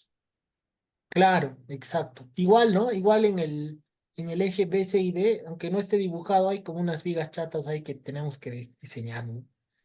Aunque la losa sea post-tensada, es que lo que pasa es que, claro, o sea, miren, este sistema post-tensado no va a tener vigas, ¿no? En la dirección vertical, en la dirección del eje Y. Al no tener vigas en esa dirección, justamente vamos a tener que, aquí donde están, no están dibujadas, pero vamos a tener que necesariamente detallar esos colectores como vigas chatas, ¿no? Y colocarle los estribos requeridos, ¿no? No, por más de que sea losa post-tensada, hay que revisar el diseño del diafragma. Ahora, en cambio, en la dirección X, oeste-oeste, como menciona el ingeniero, esas vigas que sí están dibujadas, que son como vigas chatas, porque en realidad son tendones, ¿no? Son tendones que se van a tensar.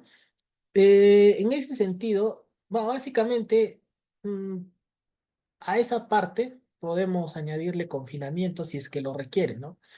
Ahora, no creo que ese tendón pues requiera mayor esfuerzo a flexión. Igual se le coloca, ¿no? En esa porción siempre se le va a colocar armadura pasiva.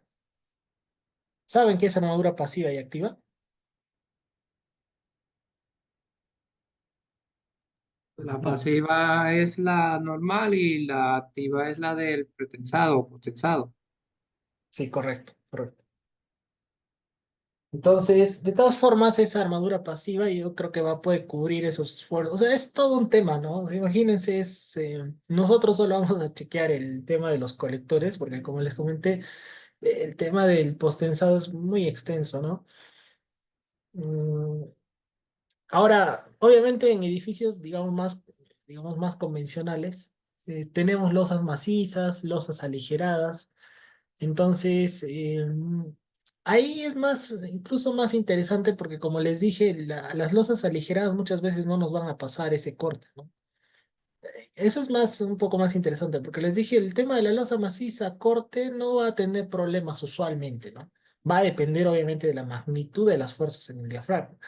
Ahora, yo les envié la otra clase también para que vayan leyendo. ¿Por qué las fuerzas en el diafragma son mayores, no? Que eso justamente fue lo que a mí me causaba mucha intriga. No sé si ustedes han visto ya la hoja de Matka del final, ¿no? Entonces, en la última parte decía justamente cálculo de fuerzas en los diafragmas, y si ustedes comparan aquí estas fuerzas que debemos aplicar al diafragma, no en un punto, no olvídense aquí de diafragma rígido, del membrana o de aplicar ahí en el centro de más, eso no, esto se va a aplicar en diferentes puntos del diafragma, o sea, tenemos que hacer un análisis más preciso, un poquito más avanzado, ¿no? O sea, hay que convertir estas fuerzas concentradas y distribuirlas en todo el diafragma. Pero como les dije, estas fuerzas son mucho mayores, ¿no? Perdón, estas serían las fuerzas resultantes, me parece. Gobierna el mínimo. Y si ustedes comparan con las del análisis estático, pues son muy grandes. ¿Han podido leer algo al respecto? ¿O alguien tiene una idea por qué las fuerzas en el diafragma eh, están en relación, o son mayores, perdón, que las fuerzas convencionales? No sé si alguien sabe algo, ha escuchado algo, leyó algo de lo que yo les mandé. Hay unos links muy interesantes que les recomiendo.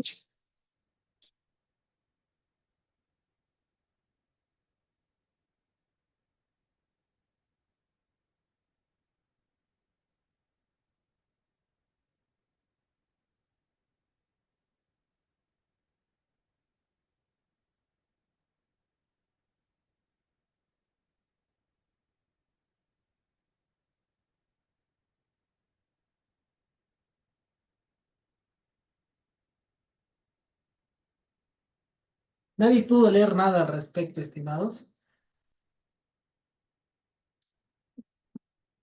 Bueno, entonces, justamente yo recuerdo haberles enviado un link que dice algo así como errores comunes, ¿no? En Seismic Design.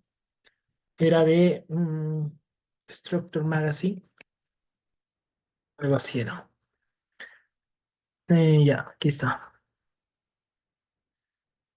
Este documento yo les recomendaría altamente que lo lean, ¿no? Porque no solo habla de, por ejemplo, incluso habla del factor de reducción, eh, sobre resistencia, redundancia, que algo vimos la clase pasada, el efecto del sismo vertical, ¿no? Aquí nos dice, por ejemplo, ese 0.2 SDS, ¿no? Hay bastantes cosas interesantes, ¿no? Y justamente yo recuerdo que una de ellas era, aquí habla sobre la torsión accidental, el chequeo de derivas. Aquí está, el 16, fuerzas en diafragmas. ¿Qué nos dice? Las fuerzas de los pisos de diafragma pueden ser más grandes de las de las que nosotros usamos para el análisis estático, ¿no? Justamente nos lleva a esa ecuación de las fuerzas laterales equivalentes. Pueden ser más grandes, nos dicen. Y esto es debido a los modos superiores, ¿ven? Y justamente nosotros, a ver, recordemos, estimados participantes, recordemos, mucho hemos hablado de el efecto de los modos superiores en la respuesta, porque bueno, como estamos en un curso de edificios altos, hemos dicho de que el análisis lineal tenía muchas deficiencias, ¿no? Porque justamente, a ver, recapitulemos. ¿Qué recuerdan de lo que hemos hablado? ¿Se acuerdan el problema que había con la contribución de los modos superiores en el rango inelástico?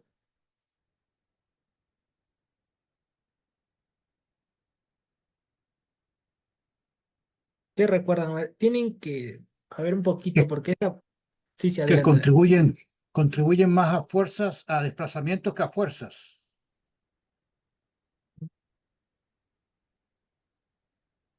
Al revés, a ver, pero ¿No había era otro que las fuerzas iban a ser mayores y teníamos que tener más cuidado con los nudos y el joint shear y toda esta parte? Claro, vamos a tener fuerzas mucho mayores, ¿no? Pero recuerden que esas fuerzas en realidad van a ser producto de qué, estimado? De mayores Desplazamientos. aceleraciones también puede ser, ¿no? Bueno, es que es relativo porque en realidad las aceleraciones y los desplazamientos en el rango no lineal ya es un poco complejo eso, ¿no? Pero bueno, el punto es de que en realidad lo que nos dice aquí es de que esto es debido a los modos, al efecto de los modos superiores, donde en los pisos de abajo puede existir aceleraciones mayores de las que hemos calculado a partir del análisis lineal elástico, ¿no? Entonces, justamente lo que toma en cuenta eso es ese perdón, FPX mínimo, que es el que gobierna en este caso, es 0,2 SDS entre G por el factor de importancia y por el peso tributario del diafragma. Y el código nos dice que el peso tributario del diafragma podemos conservadoramente tomar como el peso del nivel, pero no necesariamente es así, ¿no? Pero conservadoramente puede ser. Ahora, ¿por qué creen que la aceleración puede ser mayor en los en los primeros niveles? Es algo así como, ¿recuerdan la distribución de los modos? ¿No? ¿Se acuerdan que nosotros teníamos, por ejemplo, aquí la distribución del primer modo era así, pero la distribución de los modos superiores es algo así? Bueno, desde ya ustedes se dan cuenta de que el efecto en los primeros pisos obviamente se incrementa debido a los modos superiores. Y ustedes saben que la contribución de los modos superiores a fuerzas y aceleraciones consecuentemente, o al revés debería ser, es importante en el rango no lineal. Entonces, el efecto de los modos superiores justamente es el responsable de producir también mayores fuerzas de inercia para el diseño de diafragmas. Y además recuerden de que las fuerzas asociadas del análisis estático del modal espectral están asociadas a aceleraciones relativas, ¿no? O sea, recuerden que del comportamiento dinámico nosotros teníamos esta ecuación, ¿no? Tenemos una masa, tenemos una rigidez, tenemos un amortiguamiento. Y la ecuación de movimiento era, bueno, era masa por aceleración más amortiguamiento. Era aceleración relativa esto, amortiguamiento, velocidad. Aquí tenemos desplazamiento relativo también, rigidez, y esto es igual a menos la masa por la aceleración del terreno, UG. ¿Ya? Pero en realidad esto era porque esto lo pasábamos aquí, ¿no? Era masa, o sea, la fuerza de inercia como tal es debido a la aceleración relativa más la aceleración del terreno, ¿no? Entonces, justamente las fuerzas, esto viene a ser fuerzas de inercia, ¿no? Entonces, obviamente, si nosotros calculamos las fuerzas asociadas a estos desplazamientos relativos, no estamos teniendo en cuenta lo que genera el terreno, ¿no? Entonces, está en relación a eso también. O sea, no solo es debido a los modos superiores, sino también a que en la formulación de estas ecuaciones se toma en cuenta también aceleraciones absolutas que justamente están en relación a las fuerzas de inercia, que son las que van a generar, en fin de cuentas, las solicitaciones en el diafragma, ¿no? Entonces, es bastante interesante toda esa parte. Yo les recomiendo que lean los links que les he enviado, hay mucha información útil. Y en ese sentido, bueno, nos hemos desviado, van a disculpar, pero bueno, en partes está bien porque hacen consultas, ¿no? Eso permite tal vez que yo me explaye más y pues ustedes también aprendan más, tal vez más dudas y etcétera, ¿no? Pero No sé si tienen una consulta respecto a... Bueno, no sé cuál fue la consulta, van a disculpar. A ver, para retomar esta consulta del ingeniero Jonathan, no sé si tienen alguna duda respecto a lo último explicado.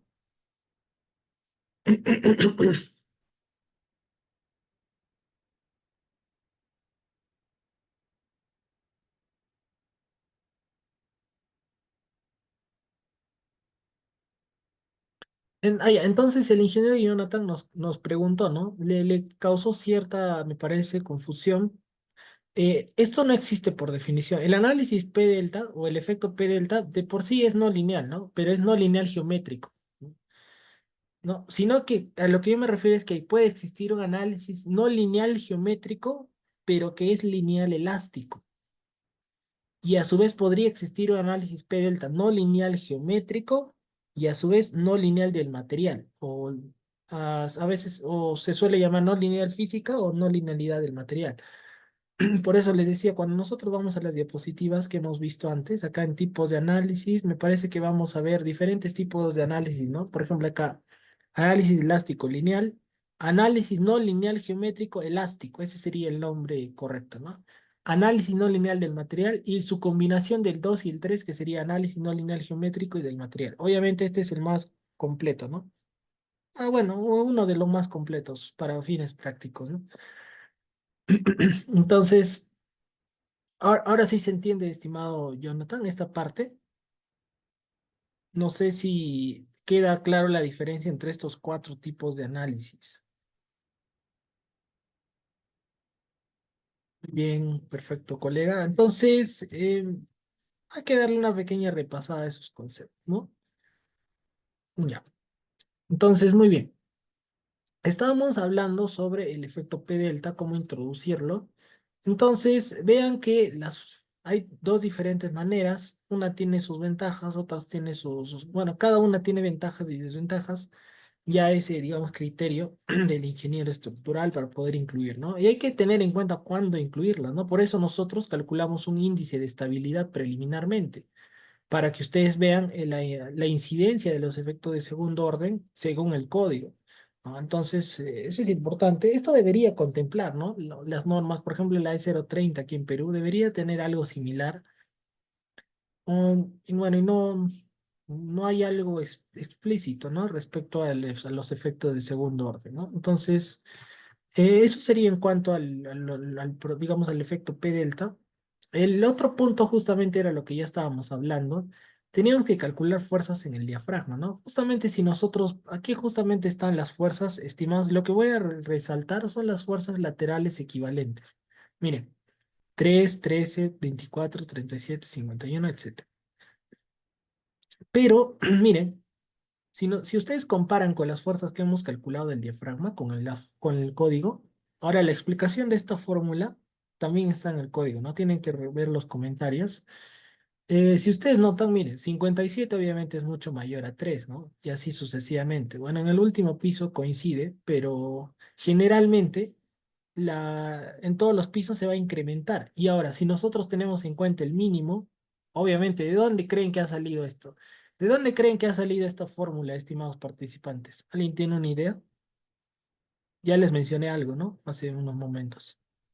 ¿Qué creen que hayan hecho el comité de la ASC de ingenieros para obtener este parámetro mínimo de fuerza en el diafragma? ¿Cómo creen que lo... Consideras los modos superiores, considerando el efecto de los modos superiores.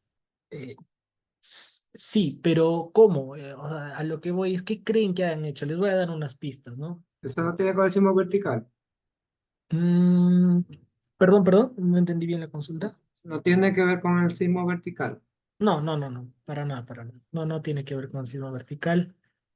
Eh, ¿cómo, cómo los ingenieros presentan fórmulas en el ACI o en el ASC? ¿Qué hacen? A eso voy. Experimento, Experimento, ¿qué más? Aparte de laboratorio. experimento. Bueno, sí, pero hay algo más, ¿no? Normalmente lo que hacen los ingenieros es validan la respuesta real, ¿no? de un modelo a escala real, es exacto, calibraciones de un modelo a escala real o experimentos, y lo validan con un modelo analítico, obviamente haciendo un time history, ¿no? Un análisis no lineal tiempo-historia, variando diferentes propiedades, haciendo análisis paramétricos, obviamente porque esta fórmula no puede, tiene que ser válida para distintas tipologías de estructuras, ¿no? Entonces, obviamente esto es producto de calibraciones, de análisis experimental. Obviamente hoy en día se puede colocar dispositivos pues que calculen la aceleración. Ya hay sensores, etcétera, que calculan aceleración, desplazamiento en las plantas de los edificios, hasta fuerzas internas. O sea, hoy en día ya se puede medir todo eso en edificios reales. Entonces, obviamente, esto es producto de ello. Justamente eso les mencioné aquí cuando leíamos un poco este acápite. Entonces, ese FPX mínimo tiene que ver justamente con un parámetro mínimo que nos va a permitir contemplar esa deficiencia que tenemos respecto a no considerar el aporte real de los modos superiores en la respuesta dinámica. Entonces, miren, si nosotros diseñamos con esto, pues 297 prácticamente es el doble de esto, ¿no? Entonces, dense cuenta que obviamente todavía tenemos un máximo, ¿no? Que es 0.4. Bueno, ya, obviamente 0.4 es el doble de esto, así que no hay ningún problema. Pero estas serían las fuerzas de diseño del diafragma, ¿no? Pero Ahora, eso, ¿cómo se distribuiría ese diseño entonces? sí, esto es bastante interesante porque el ingeniero debe ser consciente, y esto no te dice el código. En algún manual yo encontré muy bueno y eso se los puse aquí en el manual a ver, me parece que es aquí del ASC, Fuerzas en Diafragmas. Aquí tienen todo lo que dice el ASC. Bueno, primero que es un diafragma flexible, rígido, y aquí entra, ¿no? Ya, este es el gráfico que ustedes deben comprender, ¿no? ¿Qué es lo que pasa, estimados? Que estos valores, ¿ustedes creen que se va a producir simultáneamente estos valores? ¿O qué representa en realidad? Estos valores no representan, digamos, la distribución de las fuerzas en el diafragma en un determinado instante de tiempo, sino que estos valores son los valores máximos o las envolventes, ¿no? Entonces, obviamente, o sea, cuando se produzca el máximo en el cuarto piso o quinto piso, digamos, no es que en el piso de arriba se va a producir la misma fuerza, porque si ustedes hacen eso, si ustedes, digamos, aplican todas estas fuerzas al diafragma de forma simultánea, lo que va a pasar es que las fuerzas en el diafragma dependen del piso superior y del piso anterior. Estarían cometiendo un error gravísimo, ¿no? No sé si aquí creo tengo una imagen que ilustra eso. Creo que no está aquí. ¿Dónde lo puse? Tal vez está aquí. Es que yo he visto que aquí está, ¿no? La fuerza en el diafragma es justamente producto de la cortante o que transfiere los muros, ¿no? Tanto del nivel superior y del nivel inferior. Pero ¿qué pasa, no? Si ustedes aplican al diafragma superior una fuerza muy grande, estarían incrementando esto y esto va a transferir cortante al diafragma inferior. Obviamente, es por eso que nosotros debemos aplicar las fuerzas al diafragma de forma digamos, ¿cómo se diría esto? Secuencial, por así decir. Es decir, nosotros tenemos una distribución de fuerzas laterales, ¿no? Y si quieren diseñar el diafragma I, solo aplican esa fuerza en ese nivel. Luego quieren ir al nivel I+1. Entonces, aplican las fuerzas convencionales y aplican la fuerza del diafragma adicional en ese piso, ¿no? ¿Me dejo entender? No adicional, sería reemplazando esa fuerza lateral en verdad, ¿no? No es adicional, sino es reemplazar esa fuerza equivalente en el piso I por esta fuerza FPI. Ahora, el cómo es justamente lo que vamos a ver ya en el diseño, ¿no? Bueno, lo vamos a hacer en la siguiente clase, porque ya vamos a hacerlo como les comenté en el edificio de 27 niveles, ¿no? Donde tenemos que discretizar esta planta y distribuir estos 297 toneladas adecuadamente. Tenemos que distribuirlo aquí. Obviamente tiene que estar modelado como shell. Para propósitos de análisis sísmico, me parece que esta losa post-tensada está como membrana, porque es lo que deberíamos hacer, les comenté, ¿no? No sé si les quedó claro, por eso también que sigan leyendo. Es bueno que siempre tengan dudas respecto a esa parte del modelamiento de losas, ¿no? si quedó claro cuándo como shell, cuándo como membrana, el por qué y todo eso, ¿no? No sé si han avanzado también parte de su trabajo, imagino que han salido muchas dudas. En realidad el objetivo es el debate, ¿no? Porque el debate te lleva a que compartamos mayor conocimiento, pero si no hacen nada, entonces no vamos a debatir nada y se va a quedar ahí. Entonces, eh, en ese sentido, tienen que tener cuidado a la hora de aplicar esta fuerza del diafragma, ¿no? Como les comento, yo les voy a enseñar cómo distribuir estas 297 toneladas en esta planta, ¿no? Ya en la planta, vamos a hacer ya el diseño del edificio como tal, ¿no? Este es solo un primer alcance que nos ha servido, digamos, como repaso, porque estoy seguro que más de uno aquí, bueno, si fuesen todos que ya sabían, digamos, mucho de los procedimientos del código, en buena hora, ¿no? Pero probablemente no todos estemos al mismo nivel. Entonces ya imagino con lo que hemos hecho en estas clases, ya con todo lo que se les está explicando, con la revisión del manual y todo eso, pues iremos al edificio de 27 niveles ya pues con todos los conocimientos bien puestos, ¿no? Entonces, mm, eso sería, ¿no? Como les dije, vamos a discretizar la losa y vamos a aplicar fuerzas concentradas. Eso les voy a mostrar ya, como les digo, en el edificio real. Ahora, no sé si tienen alguna consulta hasta este punto. Justamente las fuerzas en el diafragma, perdón, ¿alguien desea participar?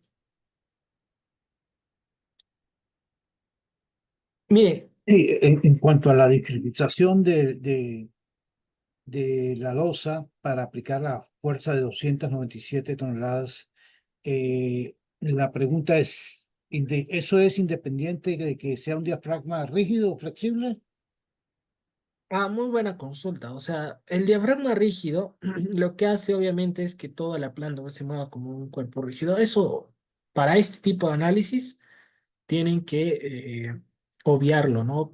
Por completo. Tenemos que utilizar un diafragma semirrígido que considera la flexibilidad del diafragma, porque justamente nosotros queremos ver qué parte del diafragma se deforma más, qué parte menos, y eso nos va a permitir calcular las fuerzas internas y consecuentemente diseñar los elementos que conforman el diafragma, como son colectores y cuerdas, ¿no? Entonces, si le aplican diafragma rígido, ya han cometido un primer error de concepto, ¿no? Eh, Eso ha sido buena la consulta porque ya nos va a permitir ir al siguiente punto con mayor claridad. Inge, en el caso del diseño de vigas y columnas, ¿qué es más conservador? ¿Asignar un diafragma rígido o asignar un diafragma flexible? No podría generalizar porque a mí me ha pasado ambos. Depende más que todo de la forma de la estructura. A veces considera un diafragma rígido, hace que como que se vuelva más rígido, los periodos son un poquito menores y eso ocasiona fuerzas mayores, ¿no?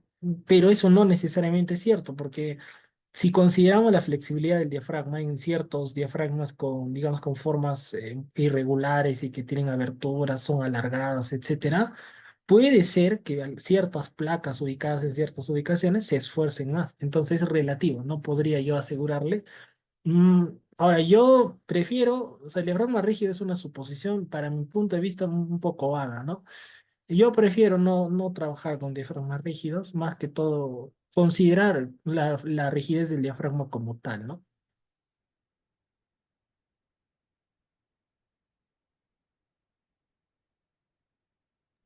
Gracias. Entonces, muy bien. Entonces, miren, no es muy complicado, no creo que tengan alguna consulta respecto al procedimiento, es muy sencillo. Ahora, me olvidé mencionarles que para los participantes de Perú y que no han llevado ningún curso antes conmigo, eh, la norma peruana, hay una propuesta del ingeniero Rodríguez que obviamente no estoy seguro si está en discusión, si el comité lo está evaluando para la próxima edición de la E030, pero al menos el ingeniero Mario Rodríguez, que es un ingeniero peruano que radica en México y ha colaborado mucho en el código americano ASC de cargas mínimas, él ha trabajado junto con el ingeniero Restrepo, muchos lo deben haber escuchado, justamente un procedimiento para el cálculo de fuerzas en diafragma, pero para diafragmas de concreto prefabricado. Obviamente ahí es muy crítico, ¿no? Porque imagínense, si es concreto prefabricado, ahí las conexiones hay que diseñarlas muy cuidadosamente, ¿no? Entre el diafragma y los elementos verticales. Obviamente ahí las fuerzas van a ser mayores. Es un procedimiento bastante interesante, que lo pueden revisar también en el código, ¿no? Tiene otro, bueno, me parece que es el 1211 creo, ¿no? Lo pueden revisar. Nosotros ya no nos vamos a complicar con ese caso porque no usualmente no tenemos plantas de concreto prefabricado, pero la norma es 030, o perdón, la propuesta de la norma es 030 que hizo el doctor Mario Rodríguez se basa justamente en ese procedimiento, así que lo podrían revisar, ¿no?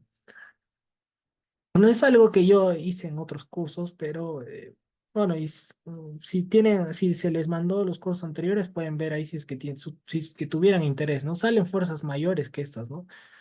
E imagino que por eso, obviamente, el comité solo lo miró de reojo, ¿no? Porque obviamente ser muy conservador para edificios, digamos, que donde el vaciado es monolítico, como que, bueno, no es tan preferible, ¿no? Entonces, imagino que en un futuro ya va a haber fuerzas o calibradas como tal a nuestra realidad, ¿no? Porque imagínense, ¿ustedes creen que este valor mínimo sea válido para cualquier país? ¿Por qué sí o por qué no? A ver, analicemos un poco. Yo estoy seguro que sí pueden darme la respuesta, ¿no? ¿Ustedes creen que ese 0.2 SDSIW sea válido para México, para Guatemala, para Colombia, para Perú, para Chile, para Ecuador? ¿Qué creen, estimados? ¿Cuál es la variable que creen ustedes que influye en ese parámetro? ¿Y por qué probablemente no podamos usarla en nuestro código En, nacional?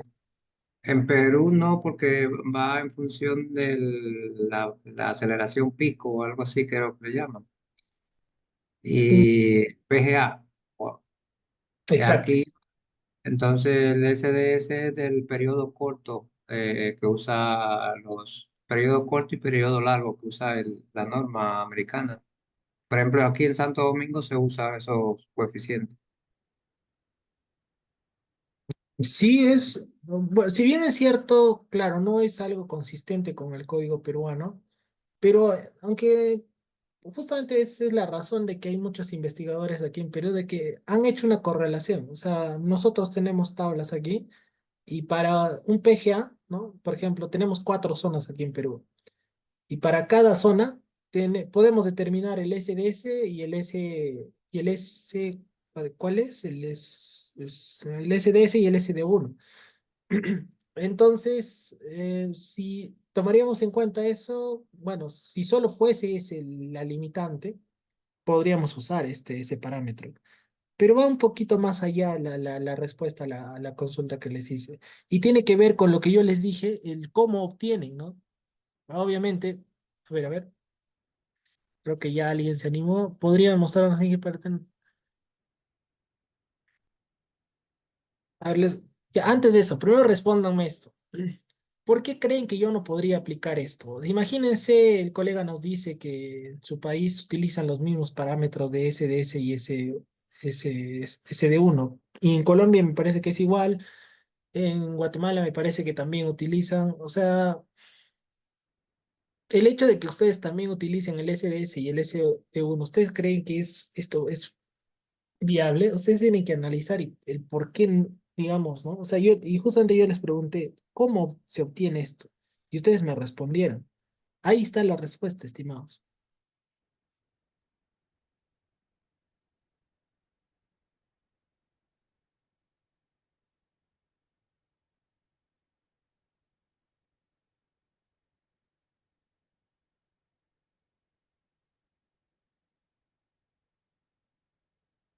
En la respuesta que me dieron está. Por el sitio. Tiene que ver con el espectro de cada sitio. No, un poco. Y es que eso da lugar a algo también, ¿no? El sitio, el espectro, ¿está en relación a qué, estimados? La peligrosidad sísmica. Ya el contenido de frecuencias, exacto, ¿no? Todo eso, ya, muy bien. todo lo que ustedes están hablando, de los que comentan, tiene que ver, ¿no? Con el peligro sísmico y las condiciones geotécnicas, tal vez, del lugar, etcétera. Y eso se refleja en el contenido de frecuencias que emite la excitación sobre la estructura, y eso obviamente va a influir en las aceleraciones del diafragma. Pero hay un tema, estimados participantes, y es algo muy importante. Ustedes Espectro de quieren peligro uniforme. tanto, bueno, todo eso tiene que ver con peligro sísmico también, ¿no? Obviamente también porque el SDS y el SD1 están en relación a un espectro de peligro uniforme. También, obviamente en Perú no tenemos eso, así que ahí también, o sea, en resumen, todo lo engloba el peligro sísmico, ¿no? Pero hay algo más importante, y es algo que ustedes deben ser muy conscientes, ¿no? Y yo antes, ¿no? Yo he sido muy fan desde siempre del código americano. Y yo siempre he querido eso implantar aquí en la práctica profesional en mi país, que es Perú, y me he chocado con algo importante, ¿no? Y justamente yo les mandé un documento también en la última clase del doctor Mario Rodríguez. ¿Ustedes creen que la tipología estructural es lo mismo en Estados Unidos que en Chile, o que en Perú, en Ecuador, en Colombia? La forma estructural, pues ustedes pueden creer, o sea, ustedes pueden escuchar, muros, muros es igual aquí y allá, ¿no? Dual es lo mismo aquí y allá, en realidad no. Las tipologías estructurales en realidad de cada país es diferente, y cuando los americanos ensayan o calibran datos experimentales, obviamente lo hacen con digamos, imagínense, ¿no? O sea, en Estados Unidos puede existir pórticos, edificios de puro pórticos, hasta de 10 15 pisos tal vez, ¿no? ¿Ustedes creen que aquí en Perú existe edificios de puro pórticos de 10 o 20 pisos? ¿No? También tiene que ver con los Rs, claro, porque eso tiene que ver con estructuras de diferente característica, ¿no? Los Rs son diferentes, pero no tanto va por ahí. Obviamente, em, yo les mandé este documento, les recomiendo altamente que lo lean porque justamente es el sustento de por qué en función del peligro sísmico, miren, justamente ese, me parece que es Critical Review, a ver, me parece que era E030 y E060, Mario Rodríguez, espero que esté aquí. Critical Review, aquí está, Critical Review of Current Buildings. Aquí está, quedó. Entonces, yo les recomendé altamente que lean este documento, al menos para los participantes de Perú, porque no se han dado cuenta que la norma peruana tiene requisitos de rigidez altos, estimados participantes. El hecho de exigir un análisis con inercias brutas y a su vez limitar las derivas a 0.007. ¿Ustedes creen que es porque el código simplemente quiere hacer estructuras más rígidas y ya? No, en realidad. En realidad hay una respuesta mucho más profunda e interesante detrás de todo ello. Y es que justamente tienen relación a todo lo que ustedes han comentado, ¿no? Miren, ustedes me comentaron aquí en el chat peligro sísmico, aceleración pico, tipo de falla, yo les hablé de contenido de frecuencias, etcétera, distancia, fuentes del sismo, etcétera, y justamente de eso depende la forma de los espectros que generan los sismos, ¿no? Por ejemplo, el sismo de Ica generó un espectro en particular, el sismo de México de un año, no recuerdo el año exacto, genera un espectro particular. No es el mismo espectro de desplazamientos del sismo de Ica que el tipo de sismo que ocurre en México o en Estados Unidos. La caracterización de la sismicidad en Chile y en Perú, ¿no? Exige que los edificios no puedan ser flexibles, porque edificios flexibles, como pueden ver, tienden a incrementar las solicitaciones de desplazamiento, ¿no? Entonces, esa es una razón, ¿no? A grosso modo, porque este documento en realidad, o sea, en palabras, ¿cómo les puedo decir? Me ha volado la cabeza, yo les recomiendo que lo lean.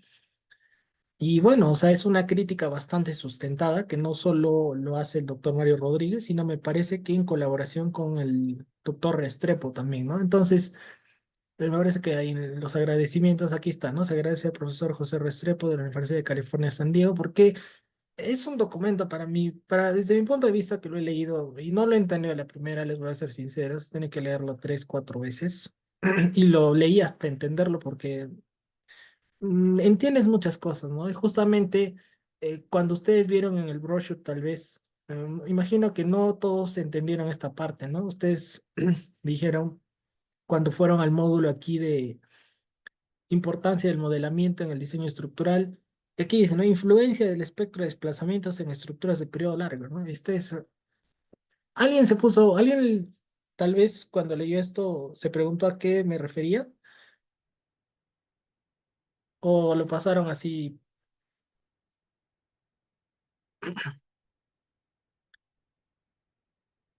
Justamente, Periodo largo es el SDS. no, no, sino más que todo tiene que ver que en ciertas zonas las estructuras de periodo largo pueden tener susceptibilidad a un aumento de desplazamientos, ¿no? Entonces, cuando hablamos de edificios altos, justamente estamos en esta zona, estimados, miren. Pero, estoy hablando, este documento más que todo va con los sismos de Chile del 2010 y de Ica del 2007 aquí en Perú. Entonces, no podríamos generalizarlo, esto depende de cada zona.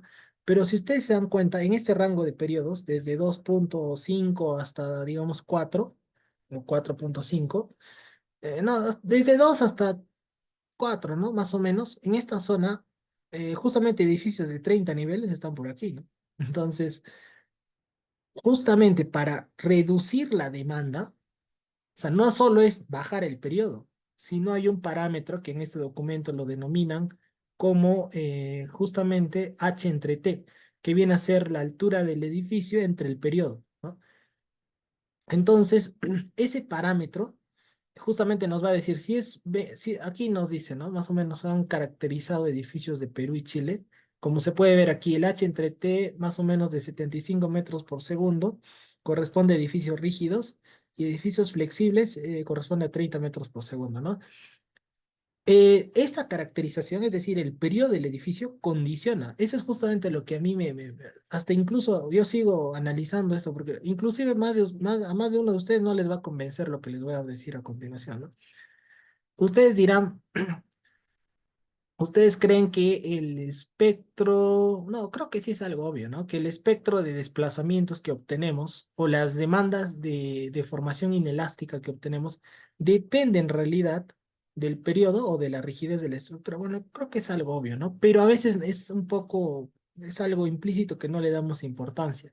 La caracterización de la rigidez de los edificios va a condicionar la amplificación de las demandas inelásticas, ¿no? Es por eso de que, por ejemplo, aquí ustedes ven, miren, yo les voy a mostrar aquí para que, por eso les mandé esto. Aquí tienen, por ejemplo, la deriva inelástica para edificios flexibles. Y noten que, por ejemplo, para un edificio de 3 segundos, la deriva inelástica llega a aproximadamente 3.5%. Pero para un edificio rígido, la demanda inelástica llega a 1.5% para el mismo edificio de 3 segundos. Entonces, justamente lo que quiere buscar o quiere dar a conocer el documento es de que en Perú no se puede, pues, construir edificios sísmicos flexibles, ¿no? Si bien es cierto, un edificio flexible puede pasar una deriva, pero eso no satisface, digamos, o no garantiza de que las demandas inelásticas se amplifiquen de manera, digamos, de mayor manera para ciertos sismos o tipos de sismos. Entonces, en resumen, ¿qué es lo que o sea, quiero que lean este documento? Obviamente yo no se los voy a leer, pero ¿con qué objetivo? Porque ustedes se van a dar cuenta de que, por ejemplo, el edificio de la Torre del Banco de la Nación, que es este, que está aquí, que es el más alto aquí en Perú de 30 pisos, ¿ustedes creen a qué deriva creen que llega? Yo he hecho el modelo, ¿no? Con información que se dispone. Ustedes, tenemos aquí el límite de 0.007. Yo les hago la consulta. ¿Ustedes creen que lo han diseñado para esa deriva, límite? Porque si yo hago caso al código, optimizo los muros, ¿no? Reduzco dimensiones y lo dimensiono, digamos, para 0.0065, ¿no? Y paso la norma. Pero obviamente ahí entra a tallar estos conceptos, ¿no? De que en Perú, debido a la forma de los sismos, no podemos estructurar de forma, o sea, hacerlos muy flexibles, ¿no? O sea, por eso les digo, esa es la razón de la cual, por ejemplo, el edificio que vamos a estudiar, que es muy similar a este, es muy rígido, es decir, puede tener una deriva de 0.0035, digamos. El Westin, que es otro hotel alto aquí en Perú, es el segundo o tercero edificio más alto, también tiene una deriva que un poquito sobrepasa la mitad, es decir, 0.0037, casi 4, ¿no? Y entonces, si uno se pone a pensar, no, pero está muy lejos del límite, ¿no? ¿Por qué no han optimizado, dirán, ¿no? Es porque en Perú no podemos, como les comenté, edificios altos tienen un periodo largo y para ese rango de periodos no podemos eh, estructurar de manera flexible por más de que el código nos permita, ¿no? Entonces, por ejemplo, en aquí, ¿no? La deriva puede ser, no hay problema porque es una estructura de periodo relativamente corto, no estamos hablando de 1.5 segundos, ¿no?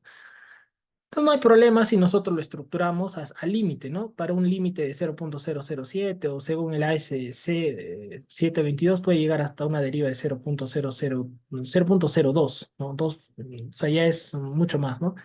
Es por eso que yo les digo, hay que entender que las estructuras en Estados Unidos son muy diferentes a las estructuras en Perú, muy diferentes a la práctica constructiva tal vez en Ecuador, en Guatemala, etcétera, ¿no? Hay que ser conscientes de que estos ensayos experimentales han sido con edificios de ese tipo de este país, ¿no? Entonces, obviamente no podemos extrapolar esa información fácilmente a nuestro medio. Hay que hacer todo un análisis, ¿no? Los ingenieros miembros del comité obviamente evalúan todas esas variables para formular las ecuaciones. No es que es un copy-pega, por eso, ¿no? Y eso es algo que admiro mucho. Aquí en Perú somos un poco rebeldes porque justamente imagino de que los ingenieros tratan de adaptar lo más que se pueda a la realidad y no simplemente a copiar y pegar, ¿no? De los códigos de otros países más avanzados. Entonces, no sé si se entendió la importancia, estimados. Eso es lo último que quería mostrarles. Ya la siguiente clase vamos a ver ya en el diseño, ¿no? Cómo aplicar esta fuerza, etcétera, ¿no? Y pues nos quedó corto el tiempo para ver el tema de proceso constructivo y deformaciones por flujo plástico contracción.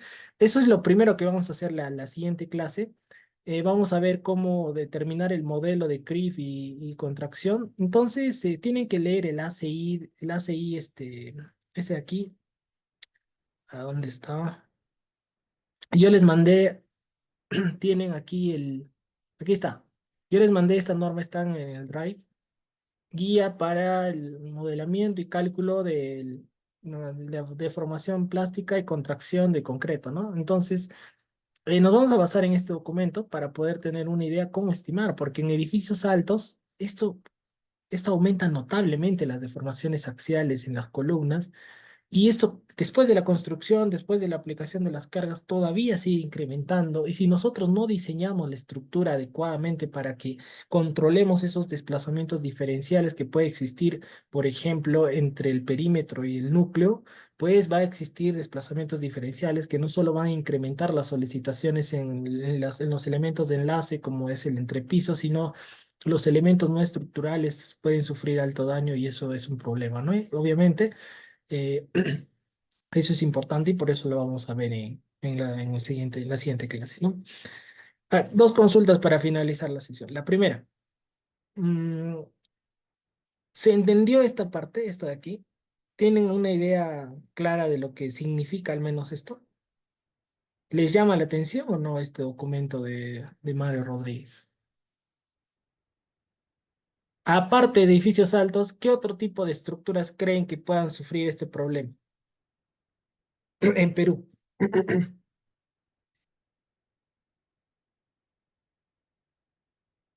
O en Chile, ¿no? ¿Qué otro tipo de estructuras tienen periodo largo, estimados participantes?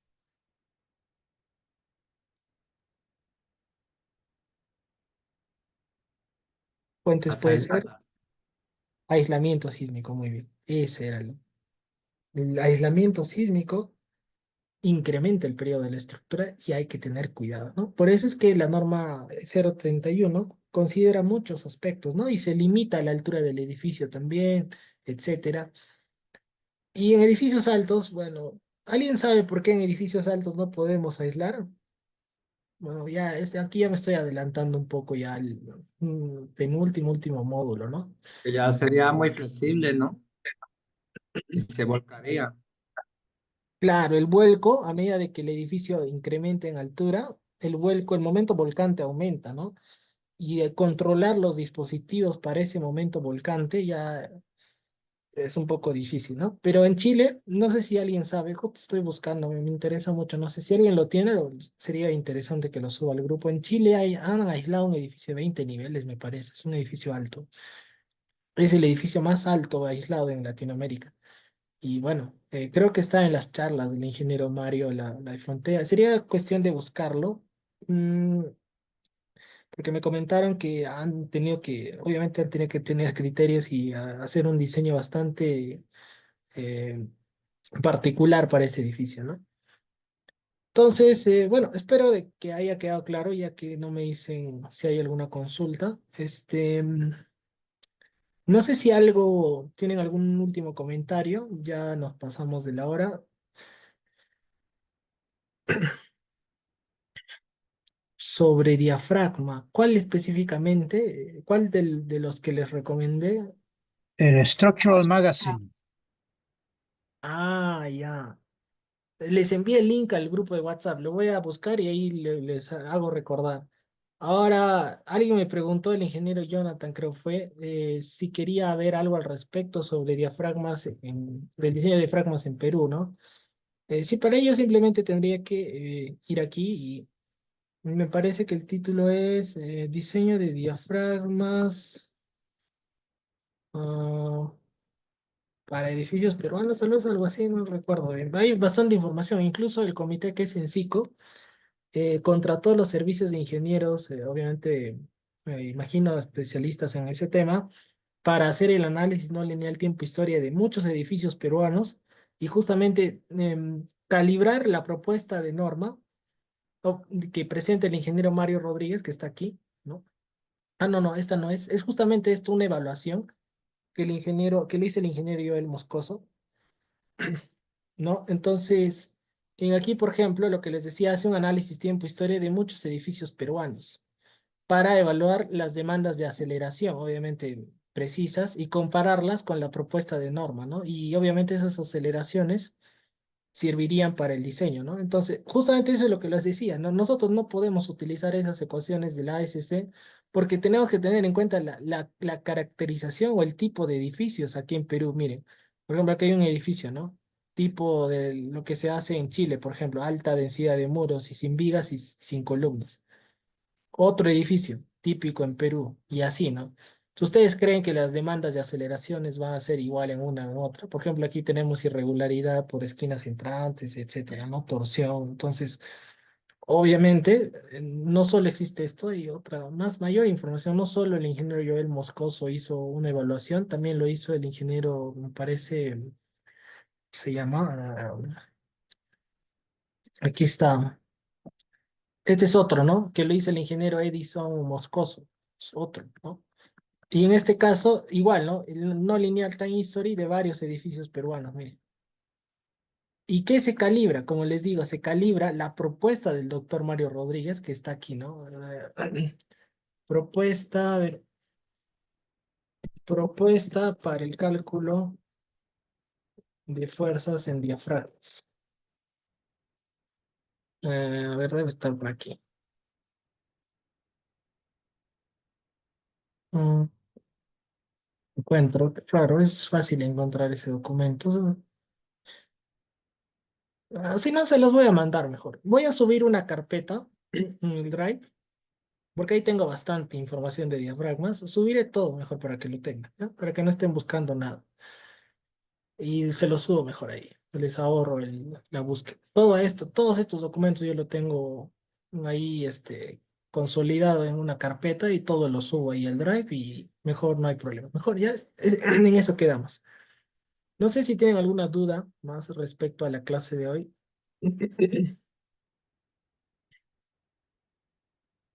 Por favor, denle una leída a esto. No se olviden a este documento, al ACI 209, me parece. Sí, 209. Va a estar interesante la clase el domingo. No se la pierdan.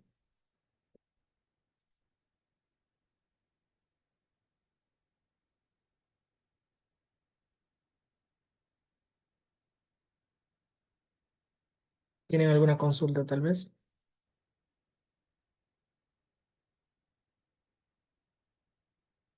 Mm, ya. Eso también lo voy a subir. Eso lo hizo el ingeniero Blasep Toledo. También se los voy a enviar.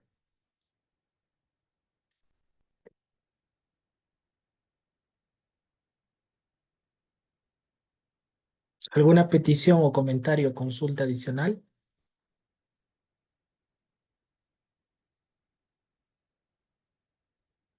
Ingeniero Jonathan, una consulta. Usted es de Perú, ¿verdad? Imagino por eso el interés también de... Ya, perfecto.